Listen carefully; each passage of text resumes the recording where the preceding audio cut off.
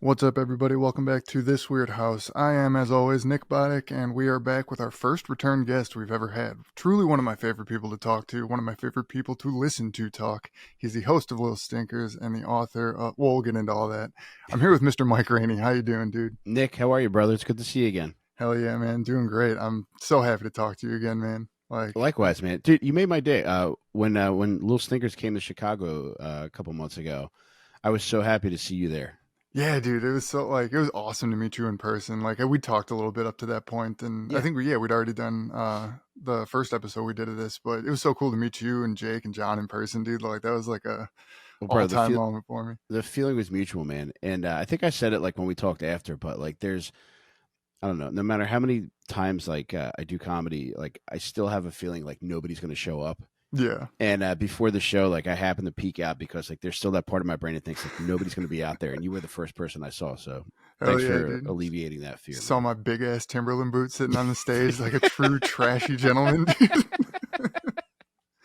Well, dude, it was crazy, like, because I'd never been to the Lincoln Lodge before. I didn't know Cool what, place. yeah, it is a really cool place. It's a cool theater. And I didn't know what it was going to be like. And so we got there early. We, like, spent the day in Chicago that day. And by the time we got there, fucking, like, it was me and then whoever else was in the front row that brought all the Nugget buddies.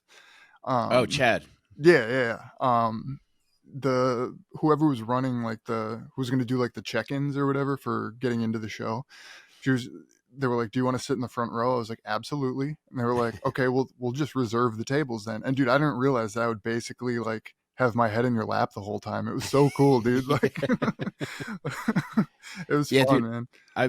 I really like it there for a lot of different reasons. Like they're so cool to work with, and I really just like the layout of the place. They have three really cool theaters within that building, Hmm. and it was my first time there, and I can't wait to go back. I'm hoping to get back there maybe next spring. Hell yeah, dude. I mean, Kimmy and I will definitely be there. She had a ton of fun because she'd never seen the show before, so I kind of gave her like a I don't know, like a rundown of just like what Hmm. maybe to expect, because I didn't even really know what to expect. Like I wasn't expecting a live podcast or anything, and it was actually pretty much closer to what I was expecting, just stand up from Yeah. the boys. And yeah, dude, Kimmy had a great time. She is kind of, because I got really into stand up, not performing or anything, but like just really into like the culture of everything. I love like the art form of stand up comedy, and got really into podcasting, the behind the scenes of everything. And is my air conditioning coming through the mic at all? No, I can't hear it. Okay, awesome. My bad.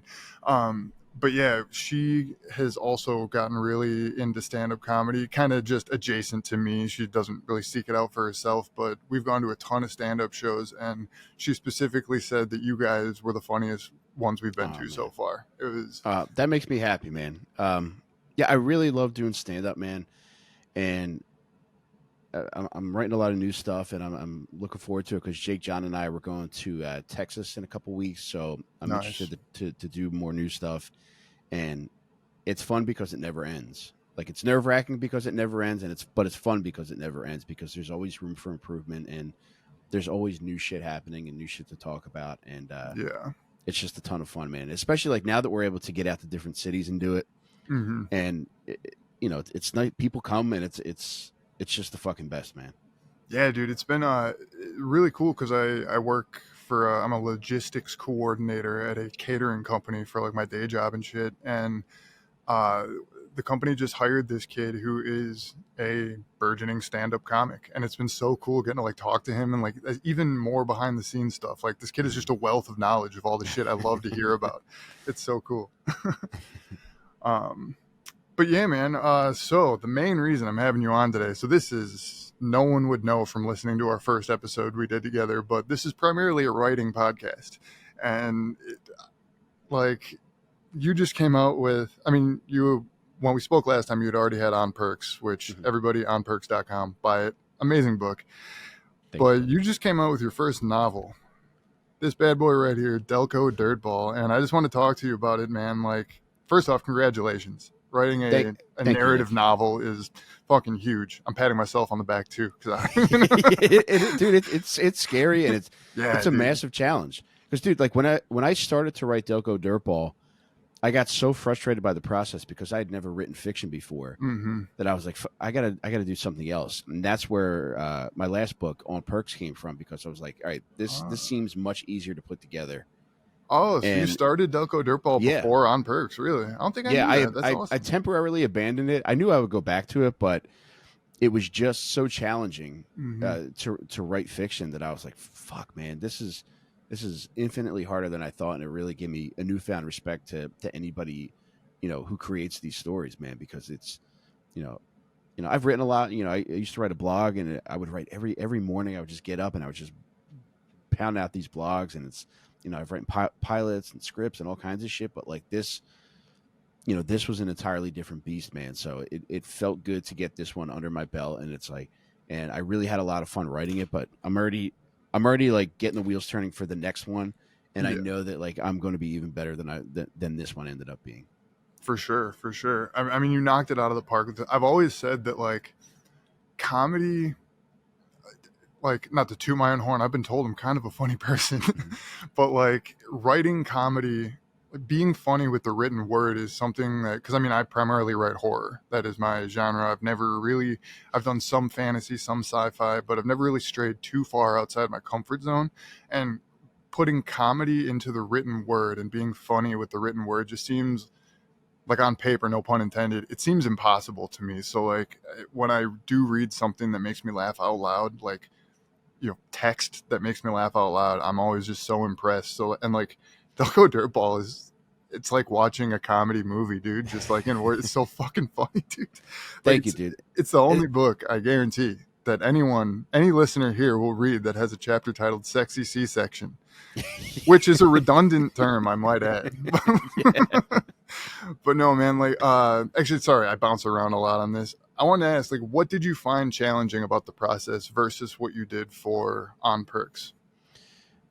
So I self-published my books, and in primarily out of necessity. I had one offer to have a company publish my book, but I felt like I just I wanted to do it the way I wanted to, and honestly, like money was just the biggest issue because I didn't get offered a lot of money as an advance to do it. So I was like, I'm just gonna do everything myself again. The most challenging aspect for me is handling every aspect of that, and Mm-hmm. it's like because like I came to you frantic because like my the the formatting was off, and that was something I didn't know how to do. And there's just so many little issues to pop up when you're doing stuff on your own that like you're like, oh fuck, I didn't foresee this being an issue. I just assumed there would be something that would just fix it for me. Mm-hmm. um but that was a big issue. And then also um I want to get shit out, and when people place an order, I want to get it out as soon as possible. And it's like occasionally I'll deal with a book order taking longer than I would like to get to me. So Yeah. I then have to say to people, all right, well, it's going to be a little bit longer, because I didn't anticipate my book order coming later. And it's just, I hate doing that to people. Right. So to me, like, those are the first two challenges that pop off the top of my head, um, that really stood out as like, man, this is really like draining me. Yeah, But for sure. they're lessons learned, because now I know that the next time like I order books, I'm going to order many more than I anticipate selling, Oh just yeah. so I have them here, just so I can eliminate that stress of just having to tell people, look, it's going to be like a week later than I thought it was going to get to you, or something like that. And 99% of people are cool about it. They want to support you, and they know that I'm not ignoring them. So Yeah. Shit happens. Yeah. Yeah, yeah. man. To kind of both your points there, formatting. So from maybe 2017 to 2019, thereabout, I had my own little indie press that I was publishing anthologies through with a bunch of authors that came from the same like place that I started writing. And like formatting is always the most tedious. I put out, I think, 4 books, and then I released someone's novel for them, and I did all the work on all those books, and it is truly a fucking nightmare, dude. Mhm. Like, I don't think people understand. Like, it looks, because people only see the final product. Getting all those letters to be where they're supposed to be on the page is so just like mind numbing of a Mhm. process, and it just sucks so bad. And the your other point of ordering books, your own backstock, I am just starting now to get into the convention scene. Just this past weekend in Chicago, actually, I did my first ever convention, like book fair convention thing. How'd it go? It went amazing, dude. It was so cool. Like it was. So I'm my novel, Daughter's Drawings, nickbotic.com. It's part of a there's this Facebook group called Books of Horror, and there's like I think like 80,000 members in there now, and this is the second year that they're doing a contest.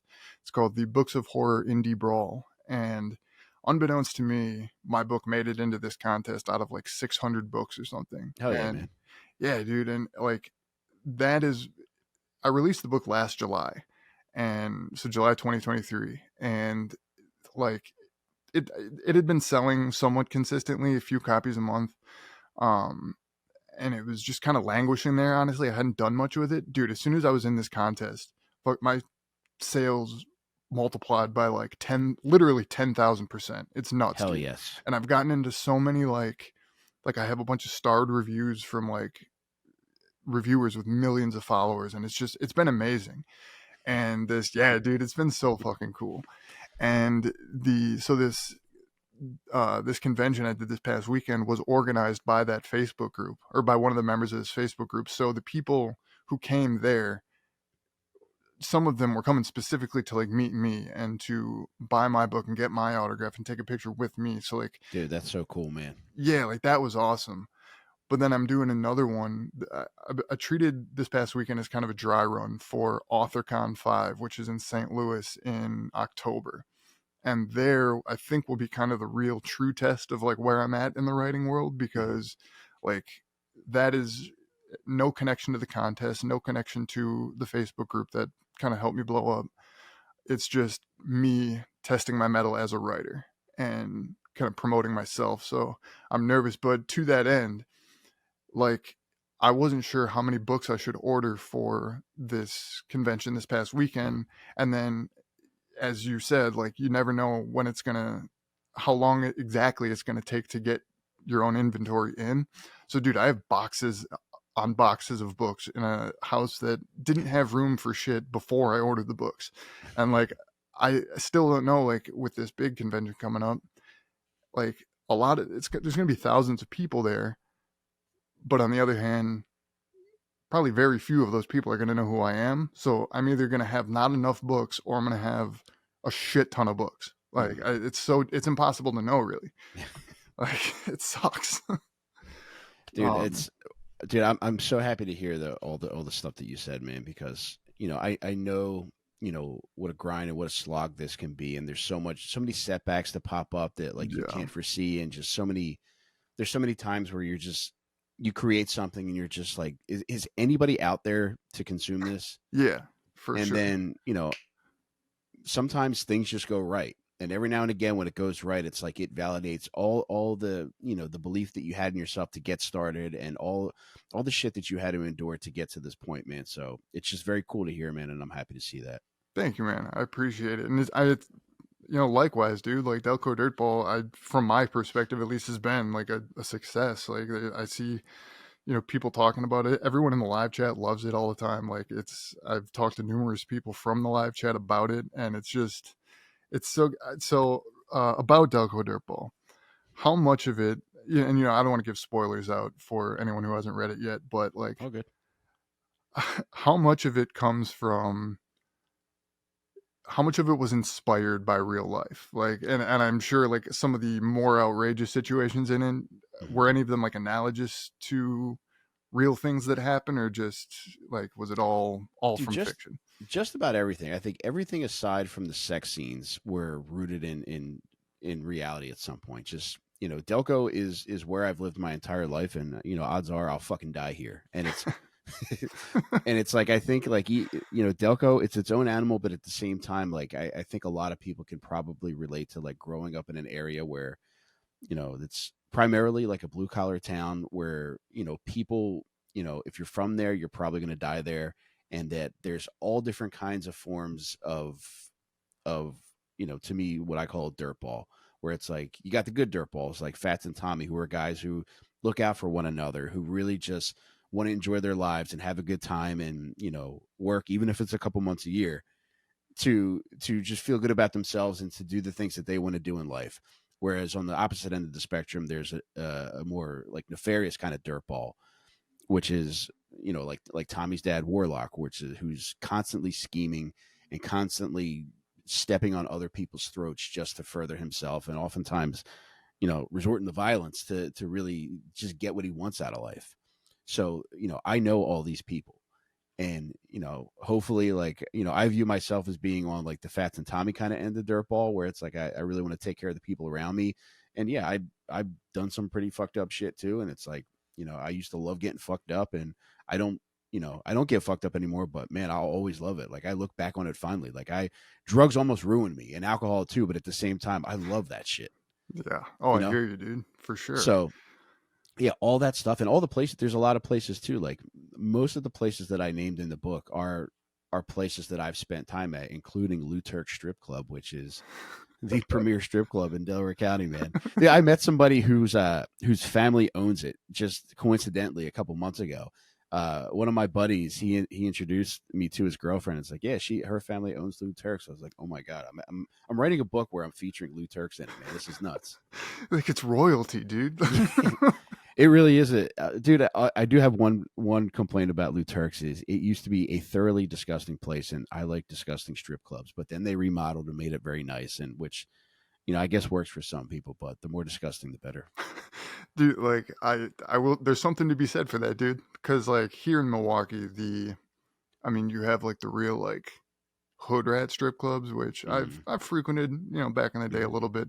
But the real like grimy gutter ass strip club in the area yeah. was Encore, and it was right off the Ooh. freeway, and but like the side freeway, so not even like the main interstate. Uh-huh. Like, and dude, it was their A squad was the nice strip clubs like Tuesday afternoon squad, and it was a magical place, dude. Like, we went there for my buddy's 21st birthday, and it was the kind of place where they would do anything for a buck. You know what I mean? Same, man. And that, Turks is much classier now, and I don't want to blow them up, and they do everything by the book, but like, one of my favorite memories was going there when it was a nasty, disgusting place, and at the time they didn't have, there was no DJ. It's like the girls were their own DJ, and they just had a CD changer on the stage. It was a 3 disc CD changer, and this girl went up to dance, and it was probably like 1 o'clock on a Thursday afternoon or something. And as she's dancing, the CD starts skipping, and Oh, dude, she dude, didn't that miss a was my beat. first thought. That Dude, was my she first she thought. did not stop dancing to even address it. It's like she was, probably on like Molly or something, but it was like she was just so entranced by like what she was doing and didn't even address the skipping CD. And I've never seen somebody maintain their composure through such a disastrous situation, man. And I That think about it often, man. that is impressive. That would throw me off my game 100%. Like, Dude, it was like the stripper version of like the "Hang in There, Baby" cat. yes, dude. Oh, I gotta. Damn, dude, that's funny Yeah, you got to shit. go back. Go Yeah, back to Encore right now, man. hell Stop the yeah, dude. interview and just go back there. Dude, like, oh man, so like the nice strip club around here is Silk Exotic, and Mm. you know, nice or whatever, but they have a lunch buffet that would knock your socks off, dude. Like, it's. I used to like be like, why the fuck? Like, cause one of my cousins, dude, he would leave work for his lunch break every day and go to Silk for the lunch buffet, and I'm like, you just need to see like titties that bad, like that you have a 30-minute lunch break and you're going to drive 10 minutes there, Mm. 5 minutes to check in and get the food, spend 5 minutes eating, and then 10 minutes back. Like, every day, dude, 5 days a week for like years at a time. And then I finally had the lunch buffet and I was like, all right, I get Pretty it. good. Like, it Yeah. was it was genuinely good food, dude. Like, Yeah. Yeah. Turks used to have a buffet too. I think they had either hot dogs or roast beef. I can't remember. the But two funniest foods to offer at a strip club.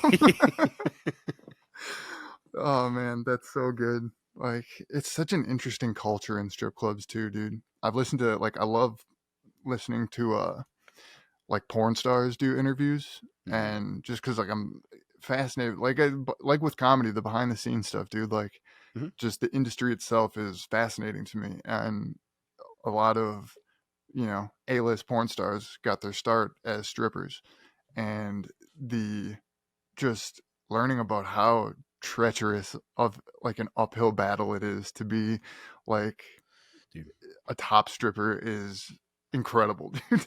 I couldn't imagine. Like, I've never gone on a night where they had, a lady who gets a billboard. It's Hmm. always just the locals, and I've always enjoyed myself. However, it's something that I think I'm good. If I go once every 5 years, I'm good. Like, I went to Yeah, one, I think last September, and I had a blast. But I really don't have much desire to go back anytime soon, just because it's a lot, man. for sure. Yeah, no, I'm the same way, dude. I haven't been in. Honestly, I think since my buddy's 21st birthday, and I was Hmm. like a year older than him, so it's been a good like 15 years almost. Um, but the thing is, like, so when I was in high school, when I was like 16, one of my buddies, his dad was friends with the owner of Silk Exotic. And so we got to go there whenever we wanted. Like, so I got it out of my system before, 5 years before I was even allowed to be there. Yeah. So, like, I was like, I'm kind of good on it. Like, at this point, it's like going to a casino. Like, you're just throwing money away, basically. So, But I mean, on the flip side, it's like strip clubs and casinos. It's like, I think they're two of the best people watching places, oh, yeah. and there's a lot that you could take away from it, especially as somebody, as people that create characters, and Oh, it's like you yeah. see them, and it's like you can perceive a lot without even interacting with these people, and just by observing them, and you could tell people's motivations. You could tell, Hmm. who's scheming, who's somebody to avoid, and it's really a lot to take in. You do get a lot of bang for your buck. Hell yeah, dude. And casino adjacent, bingo. Bingo is another one. Dude, That's I used to work at a bingo hall, and oh it yeah. was a fucked up place, man. And one of the fun things that we used to do was, like, at my old high school had it, and because 95% of the people that would come in there were over 70 years old, the school would supply these pads for the chairs that all these old ladies would sit on, and they would smell like microwaved hell by the time bingo was over for the night, because bingo was like 8 hours long, man. And one of the things, like when we were cleaning up, like one of the things that we would do to entertain ourselves is we would try to sneak up on one another with the pads and And jam it in your chloroform them, face. dude. Yeah, it was disgusting, man. I can still smell it now that I'm speaking about it. That having so many of these pads, and so many of these ladies were the same perfume, and it was just this disgusting medley of just ass and old lady perfume that just gets burned into your brain once it happens to you. They're just giving each other old lady pink eye, dude. Yeah, dude, we went through a phase there of just pantsing each other, but somebody got in trouble, so we are just like, all right, we got to figure something else out here. And it was Another way just, to fill the time. yeah. Oh, that's awesome, man. But yeah, Yeah. bingo is nuts, man. Bingo is might be more fucked up than the casino. Oh, I agree, dude. Like seeing people like you said, old ladies, dude, they come there with like full like suitcases full of equipment ready for the day. Hmm. Like and they got like all their daubers or whatever, like Yeah. just the whole fucking Roy G. Biv of bingo daubers and like it's crazy. They have like an arsenal of shit ready Hmm. for it, dude. It's crazy how into it. It's cool though, man. Like I hope when I am that age, I still have something that I get like that hyped about. You have to, and it's I'm 45 now, and I don't. There's something inside me feels like I'm on the downward slope of life, and I feel like a compulsion that I had that I didn't have even as recently as a couple years ago, to just do as much fun shit as possible. So this summer I just been lining up. If I see something that I want to do, like Friday I drove to Boston for Metallica. Uh, Nice. Sunday I went to Monster Mania in Cherry Hill, New Jersey. So it's Oh, like, that's if anything awesome. pops up, I'm doing it, because I just feel a compulsion to do it, because all I did for the longest time was just work, and it just made me miserable. Mm-hmm. But Yeah. it is fun to just, even if it's something that other people are just like, what are you doing that for? It's like, I want to do it, and it's going to be fun. Yeah, you're doing it for you. Yeah. For But sure, yeah, man. bingo is something I would even do now that we're talking about it. I Yeah. might go and just treat myself to a couple hot dogs and old lady watch for 6 hours. Yeah, dude, there's an Elks Lodge that has bingo around here that my mom does with one of her friends like once a month or once every couple months, and I've gone with her a couple times. It really is fun. They got these cheeseburgers that will just blow your hair back, dude. Like I don't get what they do to their cheeseburgers to make them so good, Oh, but I believe it, man. I want to go back just for those cheeseburgers. Dude, I always felt that way too about VFWs, because we would have Mm-hmm. shows there sometimes, and it's There's something about VFW beer that just tastes better than a lot of other bar beer, and Hmm. it's just something about the place which really just brings out the enjoyment of whatever it is that you're taking in. For sure. Yeah, we had our family Christmases at a VFW for probably good like 5 years in a row. And yeah, they're very cool places, man. Like they're I see what you mean. Like it kind of enhances just everything else going on. Just the Yeah, environment man. itself just promotes fun. Um so back to the book. Sorry, like I said, jump around all the time. Oh, brother, I'm happy to talk about all this. So how did you get into writing? Like when did you know you wanted to write a book? What influence, were you a big reader growing up at all? No, man, 2012, I think. Well, actually, no, I was, you know, a decent reader for a while. Like I remember like reading shit that I shouldn't have been reading at a very early age. Like I remember there was a book about Richard Ramirez, the Night Stalker, that I got in like I think like 1986 or 87. So I would have been less than 10 years old, like reading this shit. And I just remember like sitting in bed reading this and my mom opening the door to say goodnight and like jumping out of bed. And she's like, "You need to put that fucking book down. Go to bed." It's like, you bought it for me and I'm 9, you know? What do you want? I'm reading about a guy who cuts old ladies' eyes out. But, I loved reading that kind of stuff. And then, I remember reading like Clive Barker's Books of Blood Oh and hell yeah, dude. getting yelled at by a nun. I think I was in 7th grade. This teacher, Sister Marie Amard, she came up to me and she took the book out of my hands. I finished my work, like I'm done, and there's like 5 minutes left in class, so I'm reading this Clive Barker book, and she rips it out of my hand. She looks at it and she's like, "I don't think Clive Barker's appropriate reading for a 7th grader." It's like, well, It's not your you call know, to make, sister. I know. It's like, and she's dead, so fuck off, lady. But yeah, like I guess I did like reading a lot as a kid, and it was like mostly horror, and I watched a lot of horror too. And I wrote my first book in 2012. It was a tongue in cheek self help book because I'd read a ton of self help, and I was like, oh, maybe I can make a funny one. So I wrote a book called Terrible Advice, which was just terrible advice on just different subjects, just different things that I thought of. That's such a And good then idea. I yeah, I wrote Terrible Advice for Parents, and then I started like a blog that was like based on parenting because I don't know, like my parents, like they did everything they could, but like in hindsight, it's like I don't feel like I had a lot of guidance. So it was like, there was so much because I have 3 kids, and there was so much that like, my wife and I were going through. There was, I had very little to like pull from as a frame of reference on how to deal with this shit. Hmm. So, I was just, writing about my own experiences and, shit that I fucked up and, funny situations. And, I got pretty lucky pretty quickly with that because within like a couple weeks, it started to gain traction and I got a lot of readers pretty quickly. And that kind of like, that really, that was the first like feeling of success that I ever had. And that was 2014 because my first 2 books ate shit entirely. Nobody bought them. And it was like I was just messaging everybody that I've ever met. And, some people would respond, other people would just, most people ignored it. And it was like, all right, well, I guess I had fun writing the books, but nobody bought it. So this sucks, man. But then once I wrote the blog, like people started like reading it and sharing it. And it was just nuts. And I just remember I had the app on my phone and I just remember like refreshing and constantly like looking at the views. And it was like, finally like something worked out. Hell But yeah, then, dude. I kind of felt like Forrest Gump. It was just like maybe 6 months later, and I would write the blog every morning. Maybe like 6 months later, I was just like, I don't feel like doing this anymore, and I Hmm. just stopped.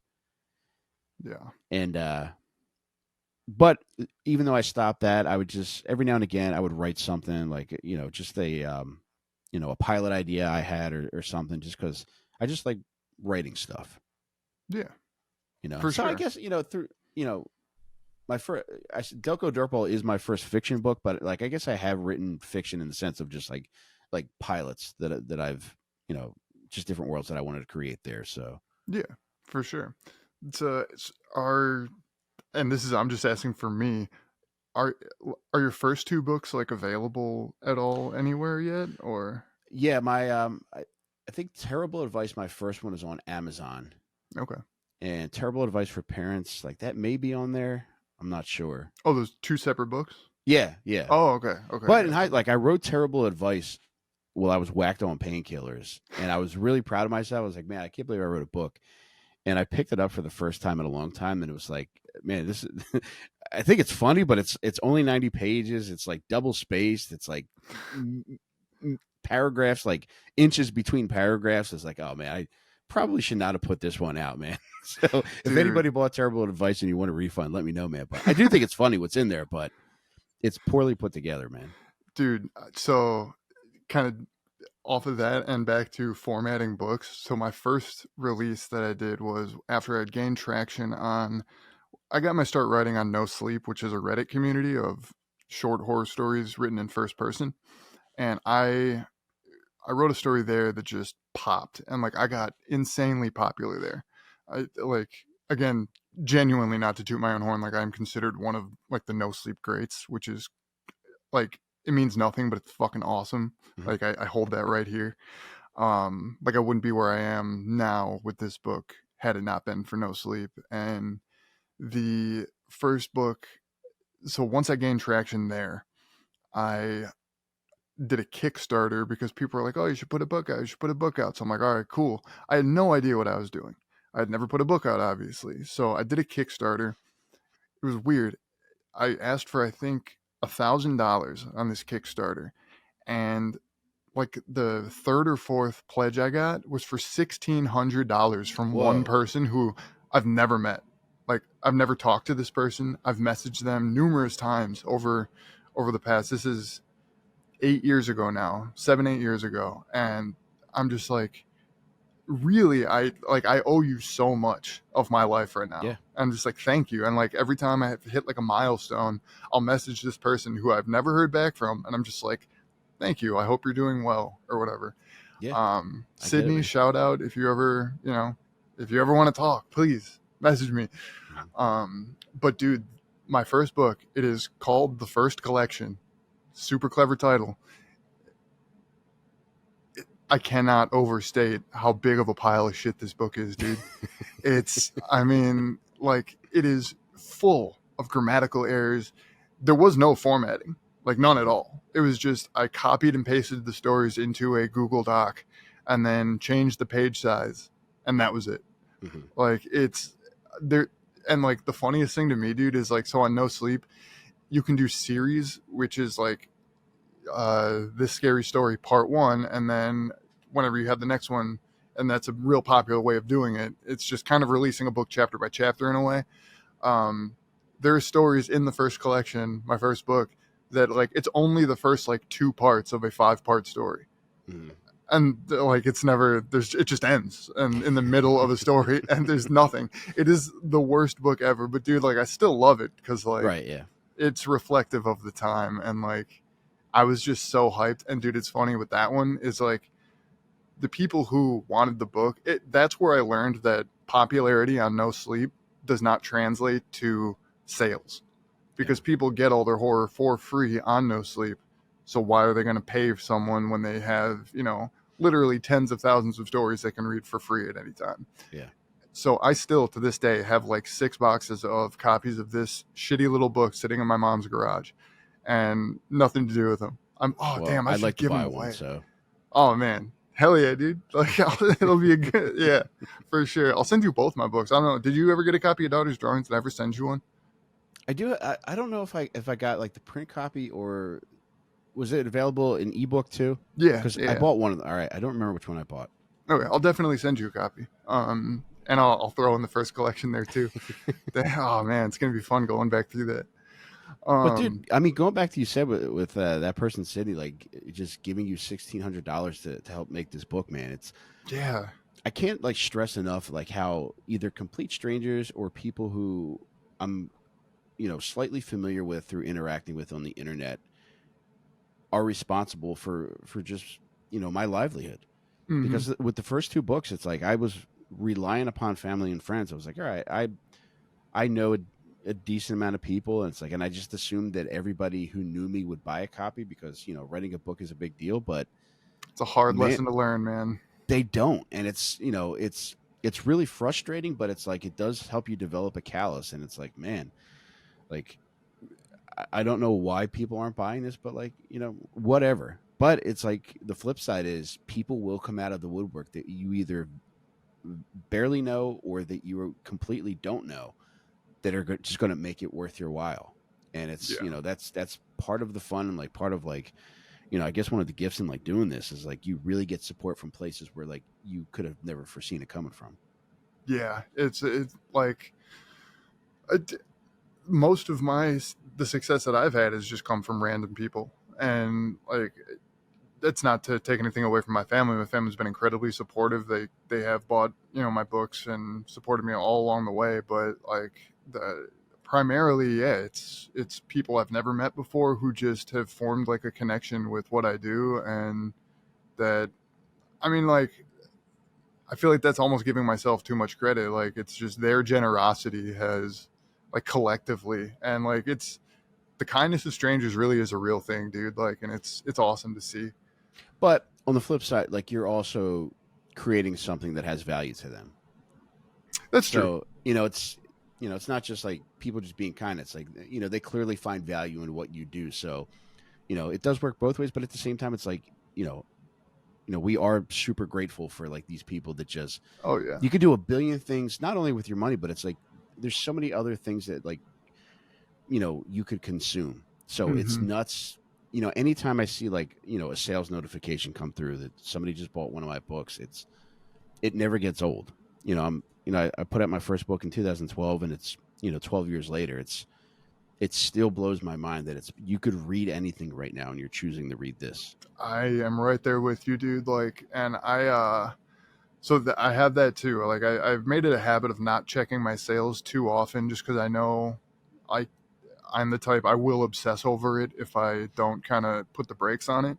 Mhm. Um, but I signed up for Ingram Spark not too long ago, which is what book distributors, or it is a book distributor that like brick and mortar stores use. And I have gotten into the habit of checking that, and like there are like Barnes and Nobles all over the country that are ordering my book now. And like Whoa, that's awesome, that, dude. yeah, dude, and that really blows my mind. Like, and that I owe that to the popularity of people sharing this on social media and talking Mhm. about it and reviewing it on TikTok and on podcasts. And like, it's amazing what the collective effort, I guess, of these people I've never met have allowed me to achieve. Dude, And it means the world, man. And it's, one of the things that like I wanted to do with Delco Dirtball is, a lot of people pre-order. So I think I had a goal of like 500 pre-orders, and I think before my release, right before my official release date, I was at like 1,200. So like it oh, surpassed damn. anything that I thought it was going to do. And I wanted to incentivize people, but also just thank people. So two things that I put together was that uh, two outings which are happening on Labor Day weekend, and the first one is on Saturday before Labor Day, where I'm having a screening of my favorite movie, which is MacGruber with Will Hell, Forte. hell yeah, And dude. so I got a theater for that, and everybody who pre-ordered the book is invited. I know not everybody's going to make it. If I have to add a second screening, I will. But then the day after, I'm having a barbecue for everybody because I want people to know like there's nothing else. Like if you pre-ordered the book, that's enough. You don't have to do anything else. And it's like I just want people to know that they are appreciated. So Hell yeah, that's through doing awesome, this man. stuff, like I hope people know that like look, I just want to thank you in person. Like if you're able to make it out to this, I want to thank you in person because like it truly just does mean the world to me because there have been so many instances, whether it's with writing or stand up or just life, where it's you just feel like you hit a brick wall and you feel like you're not going anywhere, and it's like does what I do have any value whatsoever? And then there's moments where it just it flips and it's like, oh, people like this, Hmm. and it's just it's the best feeling in the world, man. And it's because there were so many different times where I felt like, all right, this is going into the void, and I don't know what I should be doing with my life. Yeah, for sure. That brick wall, dude. I know it all too well. Like it really does suck. Like, and to get that validation it's life changing, dude. Even on a small Hmm. scale, like It it is. really helps change like your perspective on things. And for me, anyway, like it really gives me like a kick in the ass, like a motivation to continue doing what I'm doing. Because I mean, I've been writing horror now for 8 years, and I'm just getting on now, kind of, and like the I can't tell you how many times I've almost quit, like Hmm. genuinely almost just been like, fuck this, I'll find something else to do. Yeah. And like now it's shit's really popping, and it's like it's because like there have been those smaller moments that of validation that have allowed me to not only not give up, but like to continue kind of creating more. And now here we are, dude. Like it's really awesome. And it, dude, those small moments of validation, whether it's like, with a sale, or an email or a tweet of somebody saying, I really like this, Yeah. it really goes a long way. So if anybody's listening to this and or watching this, and you're thinking like, you're thinking of sending, a nice message to somebody whose stuff you enjoyed, send it, because it really goes a long way. Hell There's yeah. so many times where I'm just like, where one of those kind of messages just completely turn my day around. And sometimes Mm-hmm. it's not even like directly at me. It could just be somebody like, speaking about you on the internet. And it's like, even though it wasn't sent to me, it's like I read what you wrote, and it was really nice, and it's really appreciated. And it's, because a lot of times I think, when when you're a creative person, it's like, I feel like the tank is either completely full or it's bone dry. Yep. And it's like, it really does, I feel like it's feast or famine constantly. It's like I could be on top of the world one day, then the next day I'm just like, fuck, man, I have nothing right now to give anybody. Yep. And it's like, Yes, dude. there's every now and again there might be a moment of creativity where it's like, oh cool, I do have something, I am going to say something funny again. Then other times where I'm just like, I will never say another funny thing as long as I live. Yeah. But during those times, like, that's when you know the compliments, or just a nice message really fucking goes a long way. Hell yeah, dude. It really is nice. Um, if we damn, we've gotten crazy introspective on this, dude. More than I would have expected. I like it. um, Kind of wanted to shift gears a little bit. Kind of Yeah. wanted to like hear about your how you got into like podcasting and like how that all came to pass and leading up to where you're at now with Dad Meat and Little Stinkers and stuff. So in so like 2016 and 17, I was involved with a show called Delco Proper, which was a Comedy Central Yes. web series, and then like we made a pilot for it, and it was a lot of my buddies and I felt very fortunate to be asked to be a part of it, and it was so much fun, and it was so funny, and it finally felt like reaching the big leagues, and it felt like, holy shit, like this might actually become a real thing. And it's like, I might be on TV, and this is, I got to, to contribute jokes to it too. And it's like, man, this is heaven. And we were convinced that it was going to work out, and it was going to get picked up as a series by Comedy Central. And we filmed the pilot came out really funny, but then within a couple months, in one email, it was just all finished. It was, no thanks. Yeah. And it was just devastating.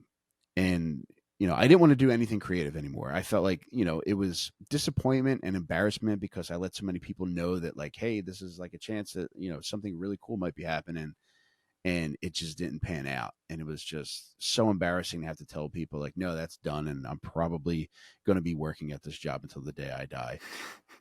And then I don't know how that lasted for maybe 2 years or so, where I did very little creatively. And then my buddy Tim Butterly and I, we talked about, like, hey, maybe it would be fun to start a podcast, and like with no intention of having anybody actually listen to it. It was just, we enjoy each other's company, and we like to make each other laugh. And if people listen, so be it. And then we started doing it, and we got pretty lucky. Like, pretty soon, like, more and more people started listening. And then after that, it was like, all right, well, I'm into true crime, and I like reading about serial killers. I was like, maybe I'll do a serial killer podcast, and I did. And a lot of the people who listened from Dad Meat with Tim and I ended up moving, also checking out Little Stinkers. And then that's people were super supportive right off the bat for that too. And I feel like being able to do those things, like, really, it helped fuel the fire to do other creative stuff too. So without those two things, I don't know if I would have written another book, because I figured, like, oh, well, people actually listen to me each week now, so maybe they'll buy the book. And sure enough, they did, because when I put up On Perks for pre-sale, I had in the back of my mind my first two books eating complete dog shit. Mm-hmm. Maybe a couple hundred copies sold, but within a couple days of having On Perks up for sale, I it, the success in those sales gave me the confidence to just quit my job. Hell And yeah. it was something that I'd never thought was possible. A week before that, dude, in this very room, like I'm having a mental breakdown. Like a week before I put On Perks up for sale, and I ended up, my wife and I would go for walks around the neighborhood a lot, and I ended up at the park at the end of the street. I felt like my brain was broken, and I'm just screaming in this park, screaming, my brain is broken. I don't know what's wrong with me. And it's less than a week later, so many people changed my life, man. It's like I realized, I just felt stuck and felt like I was going to be working for the rest of my life, even though like I had two podcasts that people listened to. But it was nice supplemental money. But Oh yeah. however, like having a book now that people actually bought and just supported me, that was what gave me not only the courage to like leave my job, but then also like the financial backing to be able to leave that. Hell yeah, dude. The so a few things there that I want to touch on. Yeah. First off, I saw that post you put up yesterday, I think, day before, Yeah, whenever yeah. The whenever the it was. Where picture of you? me as Dracula popped up, and Yeah, dude, I was dressed as Dracula, and yeah, we John Del Colo, my little Snickers Coast, and I, we were having like a serious moment, and I just said to him like, I am not doing well mentally. He's like, yeah, you're a 43-year-old man dressed like Dracula, dude. No shit.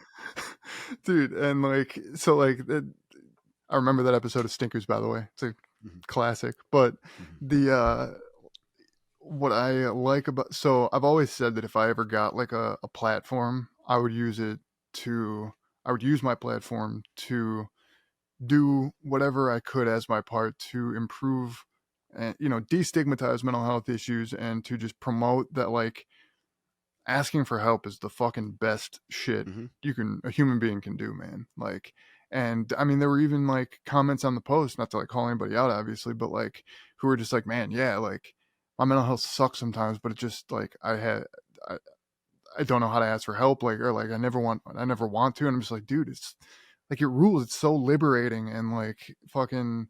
So I don't know. I like that you are very open about your own like struggles with that. Like I mhm. respect the hell out of that. Thank you, dude. And And to me, it's a much easier way to live, and oh yeah. it's when I gave up, fucking booze and coke and painkillers, and it's like when I finally made a decision to start going to like 12-step meetings in 2017.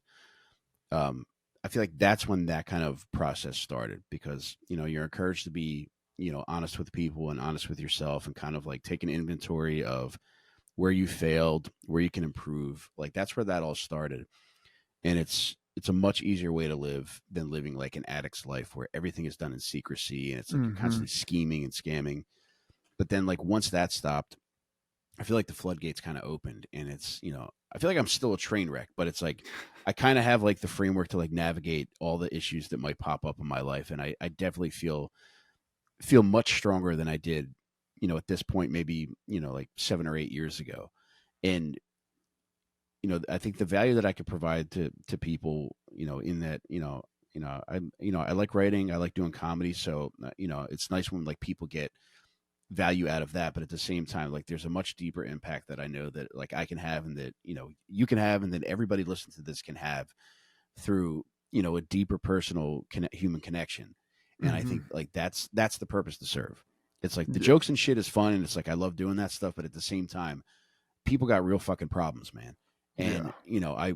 I know how isolating these problems can be, just through my own shit, through like depression and drug and alcohol addiction, and through communicating with people and saying like, hey, just so you know, like if you ever want to talk, it stays between you and I. Now it's a different story. People say that, start mentioning suicide, it's like, yeah, it's like that's a different story. It's For like, sure. yeah, It's almost irresponsible for one of us to try to tackle that issue head on. Like yeah, like I'm not a therapist, but at the same time, it's like if you're stressed right now, or you're dealing with something that's just really need to fucking jamming vent. you up, yeah, just unload, and it stays between us. Yeah.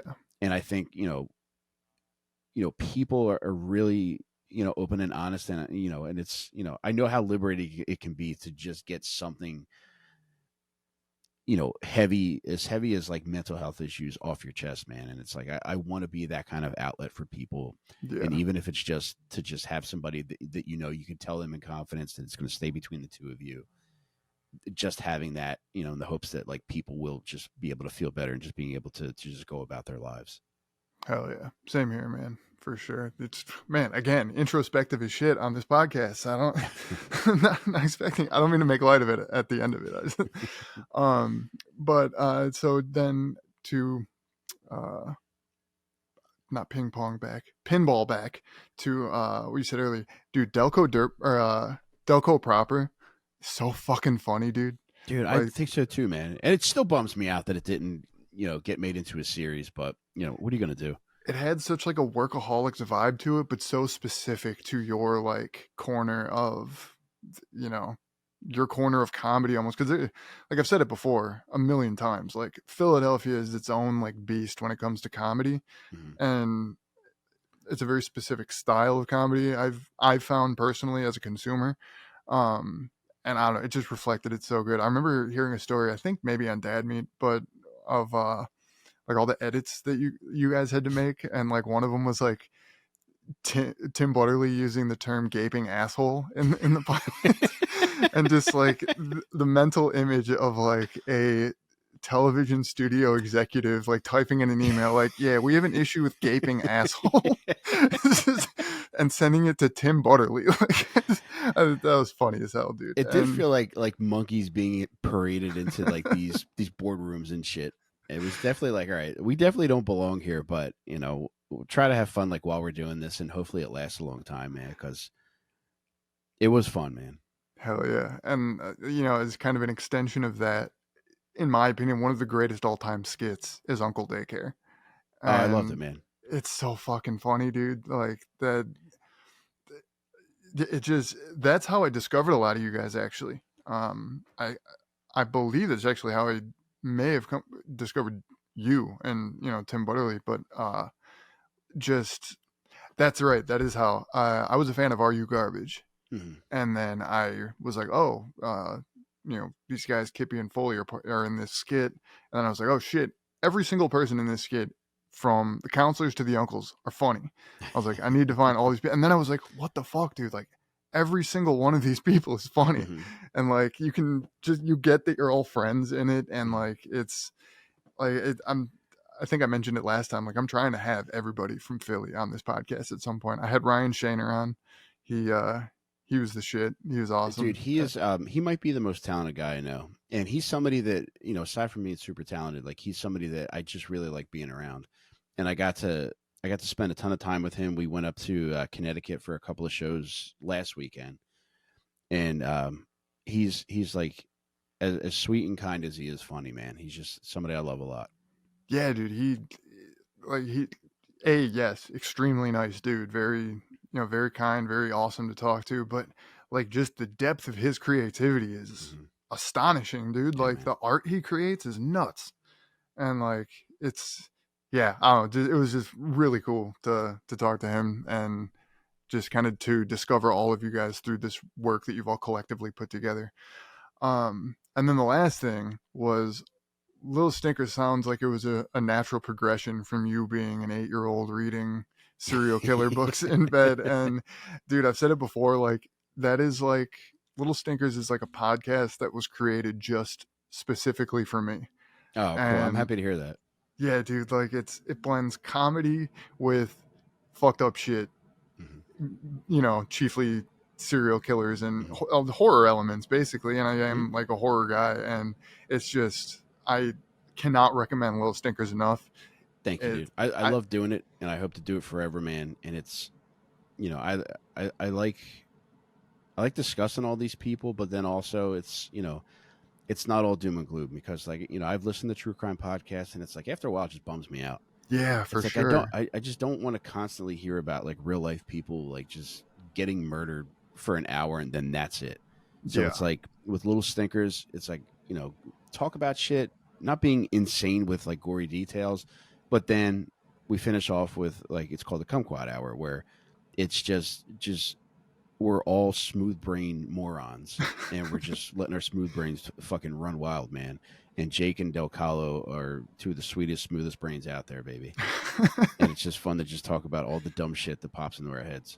Hell yeah, dude. Do you have a favorite I guess I'll ask this as a two-parter. Do you have a favorite episode you've done of the show, and then do you have like a favorite, and favorite here being, using loosely, but like a Yeah, favorite serial killer, or do you have a favorite stinky person? probably for both. It would be Charles Manson.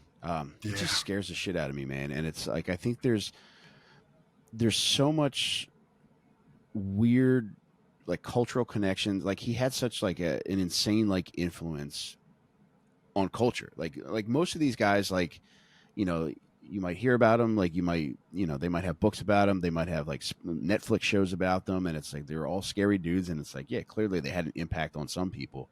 But like with Manson, you know, he kind of like expedited the unofficial end of the '60s, Mm-hmm. which is insane that like one person can kind of do that. But I mean, like that kind of was the end of people, you know, thinking that like, all right, everything is cool, everything's fun, and it's Yeah. everybody can just Peace exist in and peace love. and The world love. is And it was safe. yeah, and it's like two nights in August of '69, he fucking ended it, Yeah. and everybody It's. was just especially Southern California because they weren't arrested for a few months. Mm-hmm. And during that time, nobody knew what the fuck was happening. And, I know from hearing Susan Atkins speak about it, there were, they had plans to like potentially kill other people. And Mm-hmm. there's one story I heard where like they were potentially talking about like skinning Frank Sinatra alive while his own music blasted in the background. And it's like, man, like, Dude, come just. on, man. I mean, we're talking creativity here. That Yeah, that is. is. Yeah, I give her a lot of credit, man. It's like Yeah. she might have been a good writer if she chose a different career path, man. Right. But Like that's. Man, that's fucked up, dude. because I'm interested in Manson to that degree. I went out to Spawn Ranch just to get like better context of the entire story. And Spawn Ranch it's still a fucked up place. It's like you can Yeah. go there, you can hang out, you can wander around, and there's shit you'll find which I think it's conceivable that it was there when they were there. Like there's old rusted like pieces of metal places, and it's you can go into the cave where after they were all arrested, there were still members of the Manson family still living at Spawn Ranch that weren't directly involved with the murders, and they're posing inside the cave that ended up being the iconic Time magazine Time magazine picture, and you can Yeah. go in the cave and like you could see people's initials and names scratched in the trees and shit. Like Mm-hmm. it's a strange, creepy, fucked up place, but it definitely was cool to see, and you definitely get a better feel for partly like why he was able to have the influence that he had over people because of the isolation of the place and just what it was. Yeah. That's. I mean, so I knew a bit about Charles Manson, and so like cults are my favorite subgenre of horror. I love. It's just a fascinating concept of like this one central figure being able to wield that type of, like, cultivate and wield that type of influence over sometimes hundreds of people at a time. Like it's just, and I feel like when I first started getting into the subject of cults, I was like, wow, I could never, like, why would anyone go with this? But learning more about it, dude, like these people, because I mean, you can't take anything away from Charles Manson. Like the guy was very likely a genius, dude. Like Mhm. you have to be crazy smart to do that. And like, I don't know, I think a lot about like what these people could have done had they not had that switch flipped in them that made them want to murder people. And that I don't like generally use the word crazy, but like if they didn't have that crazy, Mhm. side to them, like it's wild. Yeah, there's somebody. I think it was. I think his name's Jeff Gwynne, who wrote a Manson biography, and pretty sure it's his book. But in the opening chapter, they talk about Manson hanging out with Terry Melcher, who was Doris Day's son, and Terry Melcher was a music producer, and they're going out on the Sunset Strip, and they end up at one of the clubs. It was, one of the iconic clubs on the Sunset Strip, and Manson, who's a tiny dude, he's like a tiny hippie, and they said he makes his way out to like the middle of the dance floor, and the person like telling this story says that it's like time stopped, and everybody in that club like stopped to just look at Manson because he just had something that like people couldn't define, that just made people. I know it just from like watching his videos. It's like, I see it and I'm just like, I realize I've been watching a fucking 15-minute compilation of Charles Manson screaming at a parole hearing. Yeah. It's like, yeah, I kind of am entertained by it, but at the same time, like, there's something that's making me watch this guy. Yeah. And he had that thing, and unfortunately, like, he used it for the purposes that he did. But yeah, truly a fascinating guy. Yeah, definitely. And so we're actually on an hour here, but I did want to say one last thing. Yeah. So we were talking, like there was a Stinkers live stream, and you guys were talking about who to write a letter to next, which the Jody Arias letter was such a It's fuck, supreme man. letdown, dude. Yeah, dude, that sucks. Like, I what? was truly devastated, man. It was, and it kind of was perfect for how smooth brain we are, that was what happened live. Yeah, right. It was so unfortunate, but such like an epic letdown. Yeah. Like it's, but so yeah, you guys were talking about uh possibly writing to Taylor Business, Mm-hmm. and I wrote in the chat, I was like, I've done drugs with Taylor Business, and I remember you saw that comment and you were like, oh, please don't be like fucking with me here. Yeah. And I think I wrote it, I doubt you saw it, but like, I just want to say I have done drugs with Taylor Business. I Dude. was Me and my guy I accompanied my drug dealer to go re-up, and she was at the same house with presumably her guy, maybe just her, I don't know. And so while the dealers were doing their thing, back wherever in the house, me and her and like two or three other people were in there just doing drugs, just doing heroin. And I don't remember, this is fucking 2014 maybe, I don't know, a long time ago. And she yeah, I couldn't tell you if I said two words to her. I mean, you've done drugs with people, I'm sure. Like, even in a room full of people, it's a very lonely thing. But yeah, Yeah, dude, it's not I fun. have the rare pleasure of doing Oh my opiates with god, Taylor man. Business, dude. Nick, what did she smell like, man? Dude, sweat and shame, dude. Like, Dude, that's nuts, man. yeah, and to be honest, I didn't even put it together until long after the story of her being the knucklehead she is came out, and I I mean, was like, that's one of the more like insane, like, that was another episode where I was like, man, like this, I'm probably going to obsess about this and follow this lady throughout the course of her life, because this is so insane. And a it part of it really too is like, is. you could watch the police body cam footage, and you see like their real time reactions of them processing what happened here. Like the true depravity and extent of, yeah, what she did. And nuts, because there's not a lot of like blood in the basement, and it's like she really took a lot of care in dismembering this guy. Hell yeah, dude. I mean, a woman's touch, Yeah. Like, so man, my fucking fiance is gonna kill me. But yeah, man. Okay, well, Mike, dude, thank you so much. I really appreciate you. Promote anything you want, anything and everything you want. Well, check out Nick's books. Nick is one of the premier horror writers out there, and Nick, I'm so glad to hear about all the good shit that's happening now, brother. It's well Thank you, man. deserved. And yeah, my books are up for sale on onperks.com. That's onpercs.com. And you can get my new book, Delco Dirtball, there. My older books, On Perks. I might have my first two up there as well. But yeah, Delco Dirtball. It's a Wigger crime novel, and it's funny. It's fucked up. I promise you, it's going to be the funniest thing you read all summer.